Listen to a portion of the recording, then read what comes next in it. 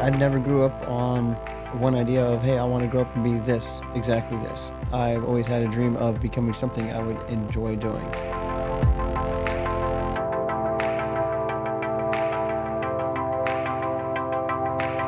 I just had a very engaging conversation with Jordan Penney. Jordan is full of energy. He's an incredibly hard worker. He's faced challenges like many have, but he's going to conquer those, and he's embracing life with a positive attitude. I think you're going to enjoy hearing from Jordan Penney.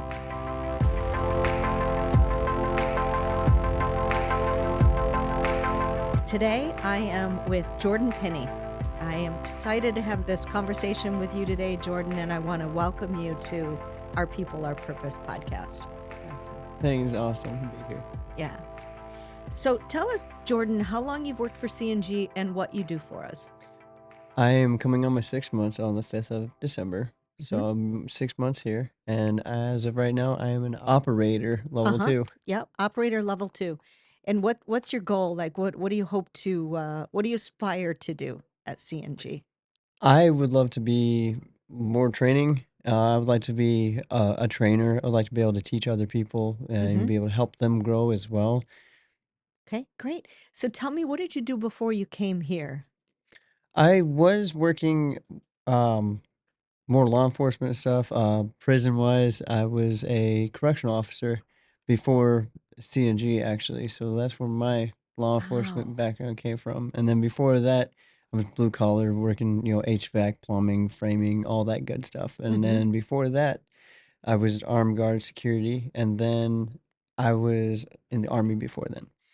So let's take that in order. So you graduate from high school Yes, ma'am. and then you go into the army. No, I had No. about 10 jobs before I went to Oh the my army. gosh. Oh my gosh. You wow. Okay. Tell me about like a couple of them. Like, what were the most interesting things that you did? I was I was working at a theater and I almost owned my own theater at the age of 17. I was going to have my own 12-plex movie theater to myself. I was going to be an owner Mhm. of it. And Okay. then stuff happened with that company. I was let go. And then I went and became retail after that, car sales. Then I mean, just around the block with everything you kind of can think of. Yeah. Yeah. So was this like, I want to try everything to figure out what I really love? Yeah. Was it intentional? Some people they don't know what they want to do, and I never grew up on one idea of, hey, I want to grow up and be this, exactly this. I've always had a dream of becoming something I would enjoy doing, Okay. and you never know what it is until you try everything. Okay. So after you tried these 10 things, then you decided to go into the army? hmm And And I loved it. I enjoyed it. An unfortunate events happened, so I was honorably separated from the army. I wish I could go back. I miss it, but hey, I have new goals in life. yeah. So were you deployed? Did you go overseas? Yeah, I was deployed all around Europe. All around Europe. Okay. Tell me about growing up, being a little boy, and kind of some of the things you did, what your family situation was like. So we're a pretty big family, and as the years grew, farther we the part between us grew as well. But we used to be a whole family of family people. We Mhm. used to love being around each other all the time, and then we sat there and we had just we had our own little homes. We actually owned an entire corner of a cul-de-sac, which was the penny sack. Penny Yeah, sack. we had my That's grandma and fun. grandpa on one Yeah. end, and it was my Uh-huh. aunt and uncle, and it was me, my dad, and my Uh-huh. brother. Uh-huh. And so we had that entire area covered with us. Mhm. So we got to go out and hang out with everybody. Everyone knew, hey, look, the Penny families are gonna be doing like haunted houses and stuff. So we actually had a big versatile, area we could do a lot of stuff with. We didn't have a lot of money, but so we made do with a lot more of hands-on, more outdoor fun. Mhm. So we had a lot of family that were, law enforcement or, just hardworking blue collar kind of people. And we just hardworking people. I mean, it was astonishing the amount of different jobs we have. It's like a list. Mhm. Mhm. So did you say haunted house? Yeah. Tell me about that. My aunt and uncle and my dad, they were really into ghosts and stuff like that, and also they loved being able to entertain the other kids and other people, and it was almost like a dad lawn kind of competition with the other neighbors and stuff. Like, hey, I'm gonna do mine better than yours, and On every Halloween, on this was? Halloween, Okay. yeah, Yep. and they stepped their game up to having a haunted house at my school, and they actually were able to get onto the PTO team to be able to actually open up their own haunted house on school campus. But at our cul-de-sac, we had our own Halloween haunted house too. Was that like in someone's basement or was it No, it was outside? just right out front yard. In the front yard. Yeah. So what did it consist of? It was more like sheeted blankets that had glow in the dark spray paint, fake blood, Oh, little okay. nooks and crannies everyone could go hide in. It was a wooden frame, I believe, is what they set it up with. It was Mm-hmm. just a flimsy wooden frame. No one knew any better, but it stood up in our front yard, and by the time the night was over with, it was taken out. It was like a pop-up Halloween haunted house. It Ah, was okay. awesome. They could pop Okay. it Okay. anywhere. Yeah, yeah. The reason I ask is, I was telling you earlier, I have a family of 10 kids, and my siblings and I would make a haunted house in the basement. We had this like scary basement, like with the brick walls and the pipes and everything. And they would peel grapes and put them in a bowl, and then you would be in the dark and you'd put your Close hand your in the eyes to try to bowl and figure out be what like, they are and stuff. no, no, it would be like, these are eyeballs. Yes. And then you would feel the grapes and they would feel like what you think an eyeball would feel like. My aunt would do spaghetti as well and put it in a bowl and have it covered over the top and put your hands in it, tell them what it feels like. It feels like worms, Yeah, and it's like, yeah. Or oh, brains. and Yeah. brains, yeah. It's the brains of the ghost in the front yard. Yeah. What are some of the other memories you have from childhood? I don't have a lot. I had a head injury in high school that kind of really messed me up. Um, it was in high school. I know I was getting ready for a home team game away from home Like and football? for football. Yeah, I was the school mascot actually, and don't tell nobody. No one knows. What But was the mascot? Rambo the Ram. I was actually the mascot for my high school football. Rambo the Ram? Yes, ma'am. Okay, okay. Big Ram. I had a head injury in high school, where I went to try to show someone how to do a slam dunk. I hit my head on the rim and I knocked myself out. I had a concussion. I was sent to the hospital. Lost a lot of blood out of my ears, my eyes, my mouth, all that stuff. Um, and then later down the road, I started having an aneurysm and I had seizures and stuff growing up. One time I actually had a seizure going from home to school. I locked my bike up, didn't know I had a seizure, but I woke up 6 hours later. I was literally laying down looking through the sky and I was in the forest. Did not know where I was at. I knew my name. I didn't know where I was at. Went to police. They got in contact with family, helped me out. There's not a lot I remember from my childhood, only because of that. Wow. That's a struggle. That's tough. So you're totally recovered from that today or how? No, I still don't remember a lot of stuff. I mean, from the injuries, yeah, I've recovered, Yeah. but memory wise, no. I'll never get those memories back. Mm, wow. So is there someone when you were young or someone today that has been an inspiration to you, someone that you look up to that, you that's been a good role model for you? I have to say my dad, my grandma, and my aunt, my brother. I have a few people in my corner. They they've all shown me different ways of life. They'll all show me different things on Mhm. how to approach things, how to better myself, and how to work hard for things that you love. Mhm. So I would have to dedicate to those. Basically, those four people. Yeah. Anything in particular? Any story you want to share? Well, my grandma, she and my aunt taught me the mothering basic instincts and Mm. taught me more of the, hey, this is how you do your clothing, this is how you take care of your own wash, Mhm. this is how you cook, you bake, you clean. Because my aunt, and my grandma, I can cater. I know how to bake and decorate wedding cakes. I What? can definitely do What? that. You Y- can yes, create and decorate a wedding cake. yeah, I did for my senior project for high school. And I had a B only because the fact is I didn't have a slice of wedding cake for the two judges, so they docked me 2 points. Oh man. Yeah, and I can take a buttercream frosting and actually put it on a spindle nail and actually create a really beautiful rose by hand. And then I can know how to do the velvet and the lavender and all that stuff. I know how to use fondant and all that, all because Yeah. my grandma and my aunt showed me how to. My brother showed me more of the blue collar life, showed me how to do it. He helped me be able to figure out how to make money anytime, whenever you need to. Uh-huh. Of course, that only works when you're in a state that knows your reputation. So Yeah. I'm not in Mississippi no more.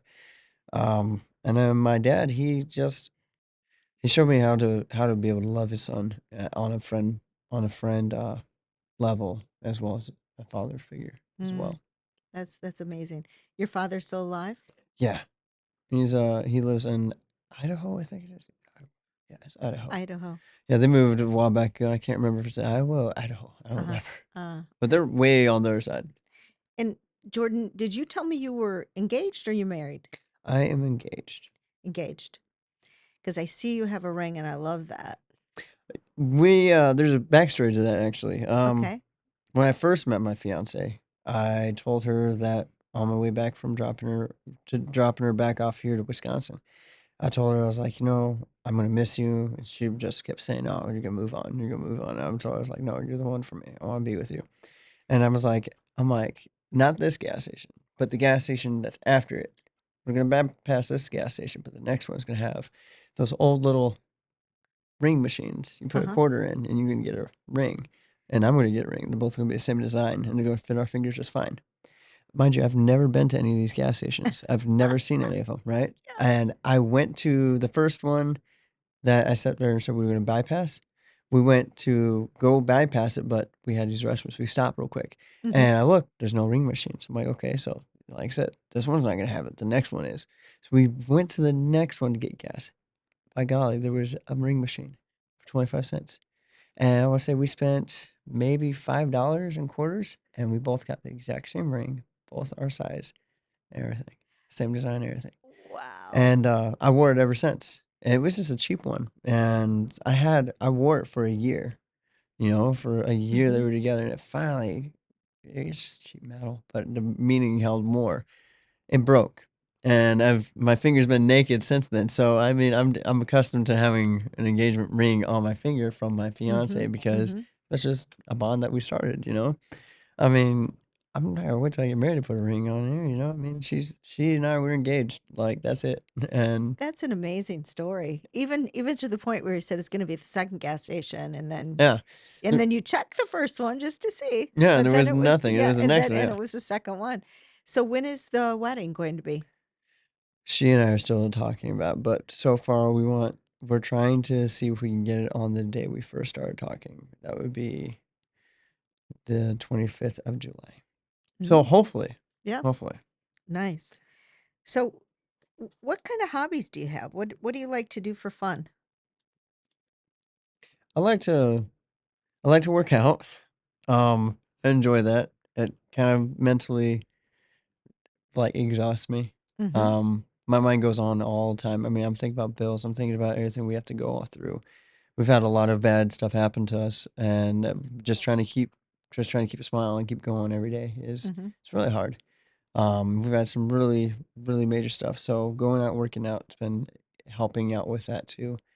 Um, I've been trying to get out more. I stopped drinking to be able to spend more time with my family and be more coherent. Um, we'll play family board games like Monopoly, and I created a Dungeons and Dragons map for my family and I. Wow. Yes, and I'm the game master, and my kids love it. My So this is a board game? This isn't an it's electronic thing, right? no, it's a board game. It's Yeah. it's not. They have electronic versions of it, I think, too. But that one you just don't have more of the hands-on stuff. And I like to Mm-hmm. be able to roll my dice and stuff. Be able to help characters decide their fate. I mean, it's about helping them have a great story and stuff like that. Mm-hmm. It's not about defeating the characters. It's about helping them out. Even a failure can be fun. I mean, so it's pretty awesome. And then the other game, Monopoly, you Yeah. like that one? Yep. The only time I lost was for first time was by my son, my stepson. That was really defeating because I've always been on it every Uh-huh. time. I've always Uh-huh. had all the parts. If you ever play Monopoly with your family, try this way next time. Instead of waiting to collect all your color cards to be able to start buying houses and hotels, simply start off on whatever property cards you have, except for obviously like the railroads or stuff like Yeah. that. But just slowly build it out. See how tough that game actually is. It's real quick. Oh, trust me, Jordan. I know that one. So having grown up in a big family the way I did, we Sunday afternoons would be like Monopoly, and it would get a little competitive. Oh my gosh. It usually ended it with somebody under the table crying, and it wasn't me. Yeah, no, I never have been the one to lose ever, really. And then my stepson, he's 5, and I lost to him. I Uh-huh. was so defeated. I was like, "You gotta be kidding me! Did There's you no let way." him win? No, I literally tried to beat him, and Oh, there's no way. I kept landing on his properties because he was like, "I'm gonna buy a house. I'm gonna buy a oh, hotel." oh, I'm like, oh, yeah. "There's no way right now that you are literally beating me." He just kept landing on free parking, so I Yeah. think it just, he had some luck Yep, behind him. yep. So, yeah, sometimes it can be about the roll of the dice, being lucky on that. Well, at this point, Jordan, I want to give you an opportunity to ask me any question that you want to ask me or anything that's on your mind that I can answer. Oh my gosh. I had asked you earlier about how you became into, the position you are, like what got you into this field as well. And it was Mhm, interesting. I absolutely love your answers to that. What I was wondering was what are the certain steps that you took? Did you know what path you were going on at the time, or did it just like one thing led to another, by mhm. chance? What happened? Well, I think it starts with the right attitude, and I can tell you have that because we talked about that earlier. You have to have the attitude of wanting to lean in, raise your hand, volunteer, just coming to do this podcast. You talked about that earlier with me that it's an opportunity to be curious and lean in. That I've always had that trait. And whenever someone asked for a volunteer, I was the one raising my hand. Yeah, I'll do that. I'll do that. Sometimes it was stuff I didn't want to do, but I did it. And I always did it with a great attitude. So that desire I was ambitious, from a young age, and I wanted more for my life. I grew up in a very tough situation, um, similar to the situation you're in now, like that my family situation. We live paycheck to paycheck, and just that desire to want more, that ambition, that knowing that I was going to have to work hard for what I wanted. But then when I got and started my career, it was all about volunteering, raising my hand, and working hard. And there's no easy button. There's no No. easy path. And um, there were many days that it was tough for me and the challenges, day to day challenges. But I always had the long term in perspective. You can't let any one day defeat you. You can't let any 1 month defeat you. This is a whole life that you have in front of you. So, at age 30 or 40 or whatever it is, you have so many more years in front of you than what are behind you. Your past does not define you. What you did before doesn't define you. What defines you is what are you going to do in the future? And that was the mindset I had and still have. I agree with that 100%. That's absolutely amazing. Yeah. Oh man, what is your favorite part about traveling? I mean, not just traveling, but with Wisconsin area. Are you from Wisconsin originally? No, well, I've always lived in the Midwest. So I've lived in Indiana, Michigan, Wisconsin, and Illinois. So I'm kind of circling Lake Michigan. Like I've my whole life I've kind of been traveling around Lake Michigan, and I love the Midwest. I think it's a great place to live, great place to raise family, but I love travel too. Some of the like our plant down in Blythewood, South Carolina, it's a great place to visit. Going out to Turner's Falls in Massachusetts is a great place to visit. Ohio, we have a lot of plants in Ohio as well. And yeah, Midwest is great. Where do you see yourself in the next 15 years? Well, 15 years is a long time, but like I said, I'm always thinking about 15 years from now as I reflect back, what is it that I want to be grateful for? And if you start from that mindset, think about in 15 years, when I look back, what do I want to be grateful for? And then that kind of drives you and kind of helps you determine what values you have and where you want your life to take you. So, with that, we need to end our time here together. Unfortunately, Jordan, but Jordan Penny, this has been really inspiring for me, and I I can't wait to see what you do at CNG. Thank you. It's been an absolute pleasure. Thanks for having me. Yeah, you're welcome. Thank you.